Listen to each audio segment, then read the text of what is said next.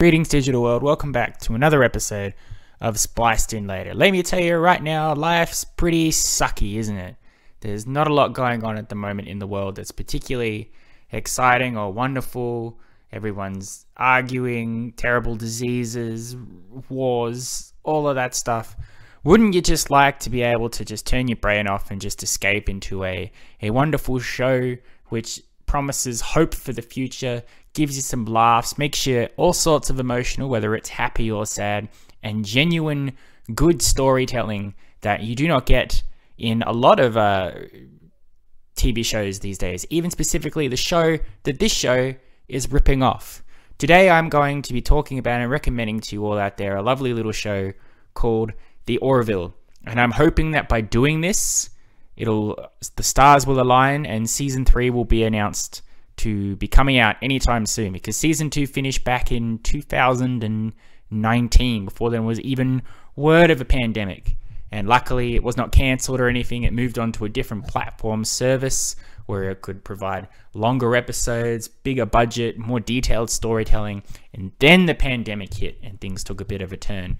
And every day I have been waiting for updates on when this show will come back, and I've been seeing on Instagram that it's possible that it will be. It's on its way. It's less to go than what is behind it. So we will have to wait and see. But yes, today we'll be talking about The Orville. And I know I have a very small group of listeners, and I know that half of you have seen The Orville, and the other half haven't, really. The half that have seen it and appreciate it for what it was, but it took a little bit of convincing to get there. And the other half, probably not their cup of tea based on things they like and what they don't like, specifically science fiction or Seth Macfarlane. So we are going to unpack that and let you know why you should be watching and give you some examples of the weird concept of how this show exists and the oddness of it, that it has become a better product than the thing that is currently on at the moment that it was originally ripping off sometimes in the past. It's a very complicated thing, so we'll get right down to it. Let's start with the beginning. What is The Orville? What am I talking about? Well, to understand that, you need to understand that there was a show and is a franchise called Star Trek, which I don't care how outside the window you are, everybody knows what Star Trek is, even if you've never seen a single episode. It's a show. It's a franchise. It's Star Trek versus Star Wars. It's spaceships in space, Vulcans, live long and prosper, flying around in spaceships, going to different planets and all of that stuff. Captain Kirk, Mr. Spock, it's all there. You've seen it, whether you have seen the show or you've watched any sort of comedy show, Futurama, New Girl, anything like that. Star Trek has popped up or been referenced at some point. It even had a bit of a comeback in recent years with the movies, with a new younger cast with Chris Pine at the helm, which produced 3 solid films of median quality.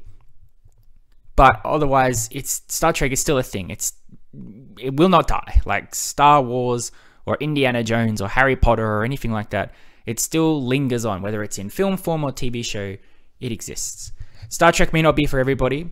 There was a time in the past where Star Trek was pretty much not limited, but there was an essence that if you liked Star Trek, you were a doofus or a nerd who was obsessed with that stuff, and you'd hide in your basement, you'd call yourself a Trekkie, and you just watch the same Star Trek stuff over and over again. I don't think that's particularly fair, but we also live in a new age now where to like this sort of stuff is less poo-pooed upon.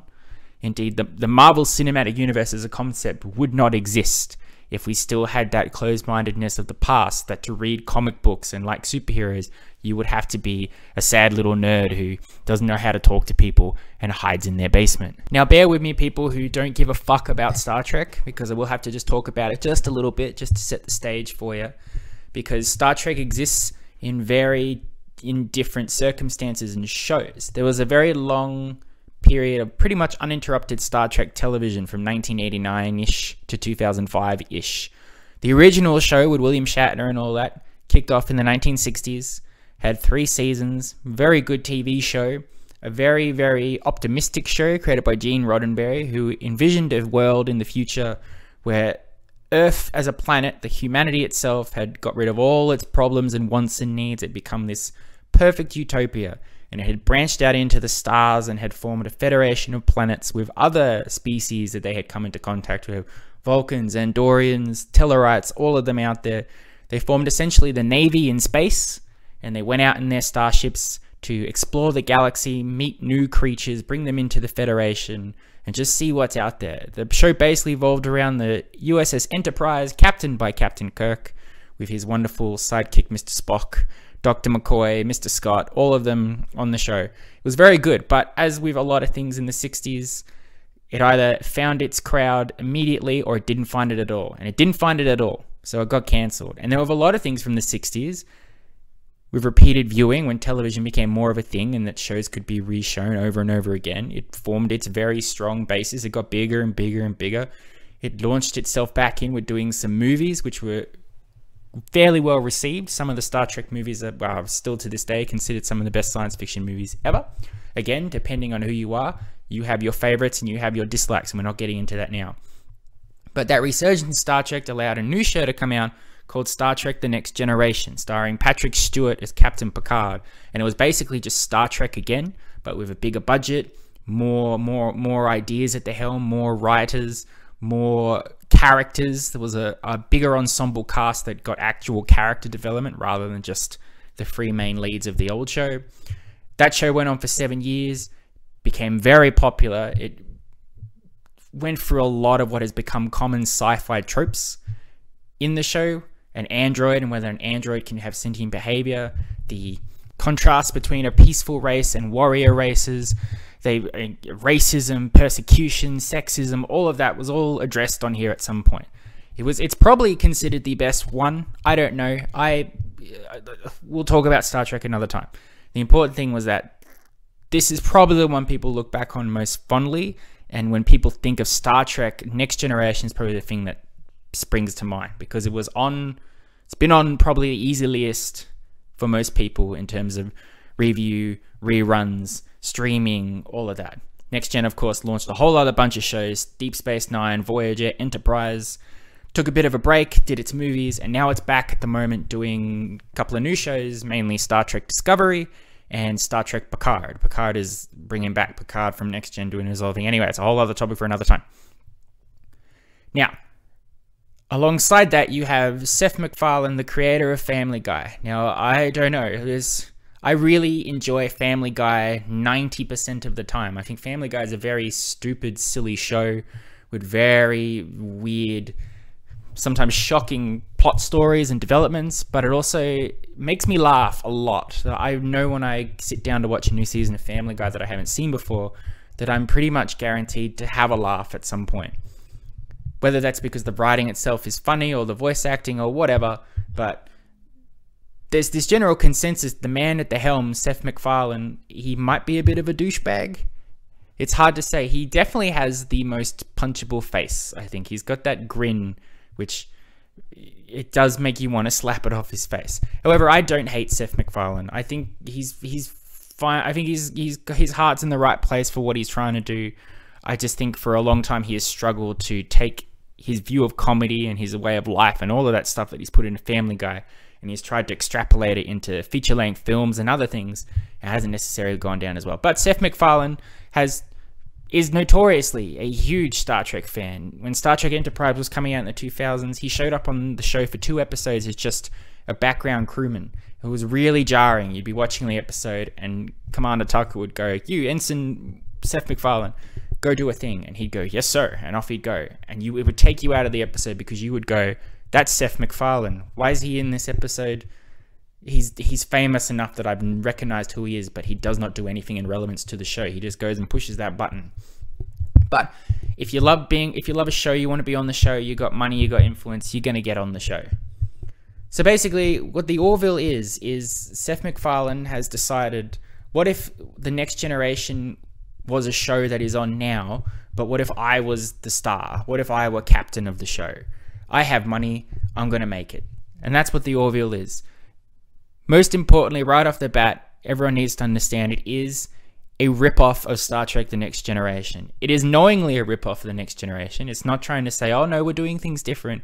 It's got the same setup. You've got your captain, your commander, your helmsman, your chief of security, your doctor, your chief engineer, your odd android character, your odd alien from a different species that has very different views of sexism and racism than current humanity.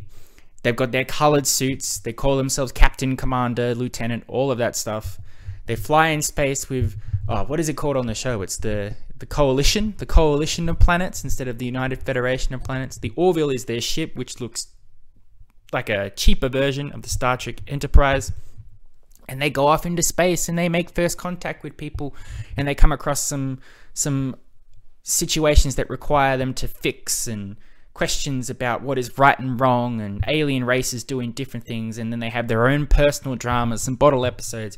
It's just the next generation, but instead of Patrick Stewart, you've got Seth Macfarlane, which is, I think, in the beginning what puts people off from the show, because either they don't care about Next Generation, so why would you watch The Orville? Or, and probably more damaging, having seen The Next Generation, you watch an episode of The Orville and your brain goes haywire, because you go, I've seen this before. This is that episode of Next Generation where they do this. It's following the same beats. The setup and storyline might be different, but it's there. And I can't watch it having already seen Next Gen. It doesn't seem to be the point there. That was a lot of its season 1 problems. Absolutely. But there are a number of things that work for The Orville, and it makes it one of my absolute favorite shows on television right now, and something that I keep recommending to people constantly, to the point where they're probably annoyed with me by it. But in the times where I have been successful and they have watched The Orville, they have gone, this isn't that bad. This is actually surprisingly okay. And then they watch into season 2. It's like, oh, okay, the quality of this show is picking up. The stories they're telling, the budget, the action, the character development. I'm getting on board with this show.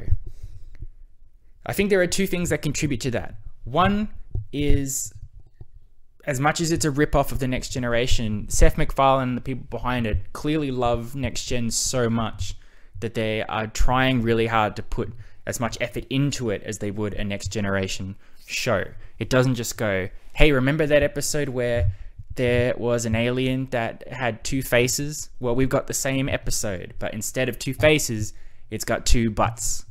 No, it does the same sort of approach to current issues, but as we are now in the late 2010s, early 2020s, the things that it's exploring now are the things that are really troubling for us now. Discrimination, refugee issues, bad leaders, the ongoing police brutality, racism, sexism, everything that's still there. It's addressing all of that through the eyes and veins of The Orville.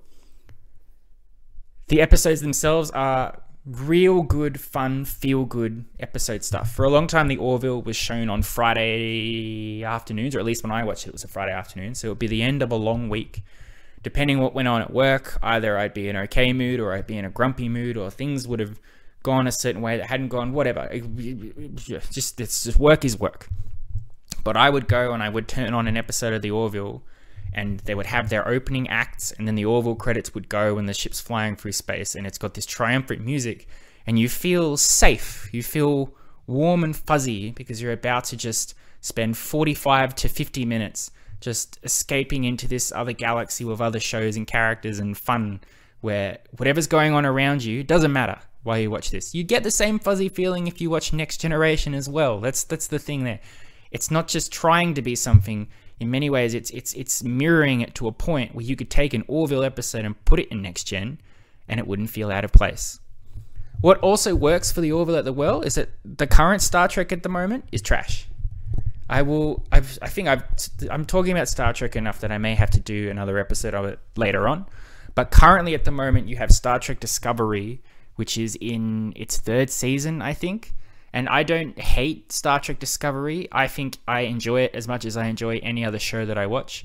But I reiterate, it is not a Star Trek show. It is a action-adventure show that's trying to be Marvel and Star Wars. It doesn't want to be Star Trek. Or if it tries to be Star Trek, it doesn't want to be Star Trek too much. Because I guess that's the marketing ploy. They want to bring in all sorts of fans, not just the die-hard Star Trek fans who are going to watch this show because, oh, it's a new Star Trek show. I like Star Trek. They want somebody else to turn on Star Trek Discovery and go, oh, this is cool. I like it. But if you're looking for your Star Trek fix, Discovery, I think for most Star Trek die-hard fans, it's not filling that for them because they don't get that warm, fuzzy feeling that you got from Next Gen. The world of Star Trek Discovery is an absolutely miserable place. Everybody's always betraying each other. People are constantly being violently murdered or betrayed or thrown into chasms or disintegrating. What made Star Trek so good in the past was problem solving or first contact or bottle episodes or stuff like that. Star Trek Discovery just takes one big long story that arcs over the season, and then you have to watch all 13, 14 episodes to understand what's going on, which evolves into a big CGI spectacle, which is less Star Trek and more Lord of the Rings style big army clashes at the end. That's fine, but no one's going to be able to turn on episode 5 of Star Trek Discovery and just enjoy a warm, fuzzy feeling of escaping into this adventure, where at the end of the episode, everything will be wrapped up. I can go away for 4 weeks and come back and I won't be confused. You'll be absolutely confused if you try to watch anything in Star Trek Discovery out of order. And then you have Star Trek Picard, which is another thing entirely. So Star Trek Picard, in my opinion, is a vanity project helmed by Patrick Stewart, which is a shame because I love that man. He's the sweetest, kindest person in the world, I think, and I don't think he realizes what's happening here. But at the same time, I cannot describe why Picard is so disappointing, not as a Star Trek show, but as a show in general. I'd have to put it down to lazy writing, poor attempts at trying to be both Star Trek and Star Wars, people who are writing a sequel show to a series having not even seen the original series probably, which means the characters do and say very silly things and go on odd directions, and then a clusterfuck of a finale, which it makes my blood boil to this day. So that's not Star Trek either. So you have people like me who are your Star Trek people looking for your Star Trek fix, and you're not currently getting it at the moment. And then you look across to something like The Orville, which is nice, safe, happy, intelligent story writing that you can pop in and out whenever you like, with really likable characters that you can get behind and very intriguing sci-fi or action stories. And that's where you gravitas to. So The Orville, by just trying to be a Star Trek ripoff, in my opinion, has now become at the moment the definitive Star Trek that is currently on TV.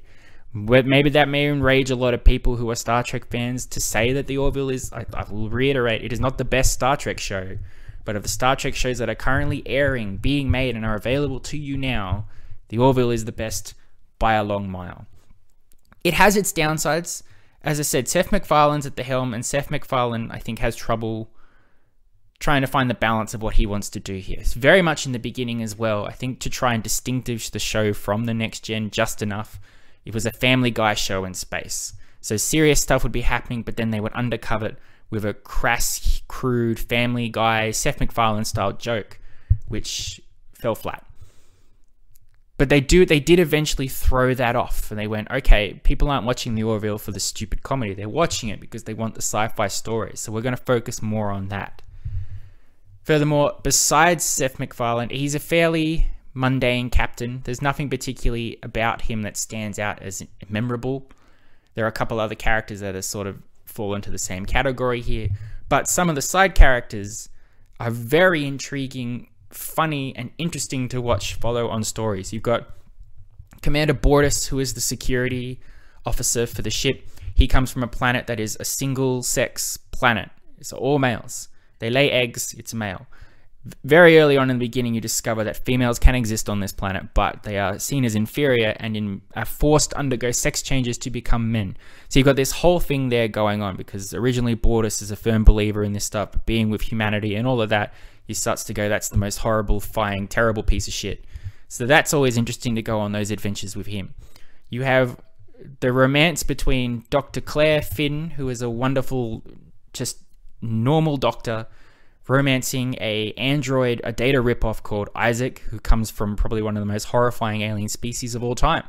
And seeing those two go through their romantic adventures together, yes, you've probably seen it before, yes, it's probably fairly predictable, but it's warm and fuzzy, and it makes you feel good. You've got Alara Katan, the security chief. She's a girl an alien from a planet with stronger gravity. So on the Orville, she's got super strength, but she also suffers from a huge inferiority complex. And not just with these main characters, but I guess Seth MacFarlane is calling in all his favors across Hollywood, because in a lot of these shows, some real well-known stars show up in this show. Charlize Theron shows up for an episode, and not as a cameo, as a guest character, which lends to the gravitas for that sort of situation. Aside from the characters, Ted Danson also shows up, and I love Ted Danson. Aside from the characters, the stories that you watch, besides making you feel fuzzy and good and they're entertaining, they are engaging and they make you think and they make you feel emotions. You'll have one episode where you will question what it means to be a human, and what does humanity mean when it means compassion and love. What are we capable of and what we aren't capable of? Can an android be able to break from its programming? Again, you've seen it before, but it's interesting to watch, and they do it in a different enough way that it's still entertaining to be done. You've got bottle episodes, you've got clashes of first contact episodes, horror situations, comedic situations. There's even one episode where nothing is threatening or anything. It's just the crew on the ship just going about their everyday lives, and just the character dramas of them interacting with each other and having to deal with each other's bullshit.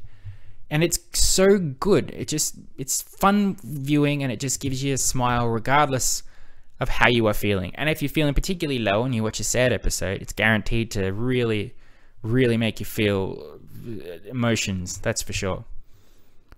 What's the point of this episode, really? I guess the point of this episode is to hit everybody else who I haven't told to watch The Orville and tell them to watch The Orville. But I think at this point, in this day and age that we live in, which is, it's not good. There's constant worry about the future, where humanity is headed in terms of not just pandemic, but global warming, racism, everything like that. It's just, you'd think as a human race, we would be closer to Gene Roddenberry's Star Trek vision, but we aren't. If anything, we are headed in the wrong direction, which sucks. So for a show like this, The Orville, which presents a view of the future where humanity has gotten over its bullshit, that would be great. And that's another issue of the current Star Treks too. The Star Treks are trying to comment on current issues in our world right now, but taking the issues and putting them in the far future and having them deal with it there. So for example, androids and their slavery is a big representation of that right now. But it makes you feel sad to think that in the future humanity will be still doing this bullshit. So the Orville goes, no, one day we will be able to fly across the space and stars, and everything will be okay, and we'll just have wacky adventures and make jokes, and all will be well. It is feel-good viewing. It's something you can jump in and out of. You don't need to be watching every single episode week after week to understand what's going on. You root for the characters, you're intrigued by the story, you feel the emotions. And look, this may just be not just a recommendation for The Orville, but also classic Star Trek as well. Because if you do watch The Orville and you like the formula and the feel of it, then you absolutely will love Star Trek The Next Generation. Whether you like all the other Star Treks is a whole other matter. They have different themes and different story beats they address, which, again, I think I'll go into more deeply if I do a Star Trek episode. But the overall point of this episode really is, I love The Orville. I feel like I need to rewatch The Orville now to start feeling better. I am anxiously hoping that this episode will somehow make the fates align and season 3 of The Orville will be announced very soon. And I hope that people who are looking for what I'm explaining here in The Orville, some sort of emotional stimulation or strength, will get something out of it. I know that people listening who have watched The Orville can agree with me, but once you get over that initial wariness of whether it's a Star Trek ripoff or if it's a Seth Macfarlane thing or whatever, and allow yourself to become invested in the story and the characters and all of that, you're going to like it, I think. You will absolutely enjoy it, and you will feel better watching it. So watch The Orville. That's today's episode. Thank you very much for listening. I hope you've enjoyed. I will be back next week for a standard episode, I believe, while we continue to wait out another 4 weeks of lockdown here in Australia, which is just wonderful. But until then, I love and appreciate you all. As always, it's been wonderful talking to you about The Orville, so I hope you go and watch The Orville. You've been spliced in later. Adios, muchachos. I'll catch you next time.